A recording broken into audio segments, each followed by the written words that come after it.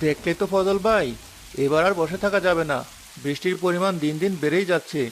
কিছুদিনের মধ্যে প্রচণ্ড বন্যা হবে। আর বন্যা হলে আমাদেরকে অবশ্যই কোথাও একটা আশ্রয় নিতে হবে। ঠিকই বলেছো আবেদ। আমাদের গরিবের সাথে কেন এমন হয় বলো তো? এই বৃষ্টির কারণে আমাদের ফসলের অনেক ক্ষতি হয়ে গেছে।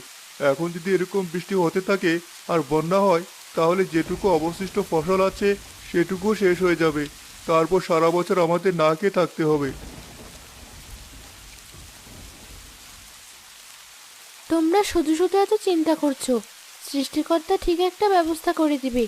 যদি বন্যা হয় তাহলে আমরা অন্য কোথাও একটা আশ্রয় নেব। কিন্তু কোথায় আশ্রয় নেওয়া যায় বলো তো? সব জায়গাতে বন্যার পানি থাকবে। তাছাড়া আশ্রয় কেন্দ্রে আমাদের জায়গা হবে না। সেখানে সব বড়লোকদের বাস। গরিবদের পৃথিবীতে কোথাও আসলে জায়গা নেই। আমি বলি কি ফজল ভাই, চলো আমরা গিয়ে একবার মোড়ল সাহেবের সাথে কথা বলে আসি। তিনি নিশ্চয়ই একটা সিদ্ধান্ত দিবেন। আমাদেরকে আশ্রয় কেন্দ্রে একটা নির্দিষ্ট জায়গাতে থাকতে দিবেন। তা না হলে আমাদের মতো গরিব পরিবারগুলো কোথায় যাবে? তুমি শুধু শুধু চেষ্টা করছো আবেদ ভাই। গত বছরের কথা মনে নেই? যখন আমরা বড় সাহেবের কাছে গিয়েছিলাম, তিনি অনেক বিরক্ত হয়েছিলেন। এক বছরে তো অনেক কিছু পরিবর্তন হতে পারে। চলো আমরা আরেকবার মোড়ল সাহেবের কাছে যাই, তার সাথে কথা বলে আসি। তিনি যদি আশ্রয়কেন্দ্রে থাকতে দেন, তাহলে আগামী দু একদিনের মধ্যে আমরা পরিবার নিয়ে সেখানে চলে যাব। হ্যাঁ, তোমরা যাও। পরিস্থিতি কিন্তু বেশি ভালো না। প্রচণ্ড বৃষ্টি হচ্ছে, বন্যায় চলে আসছে বলে।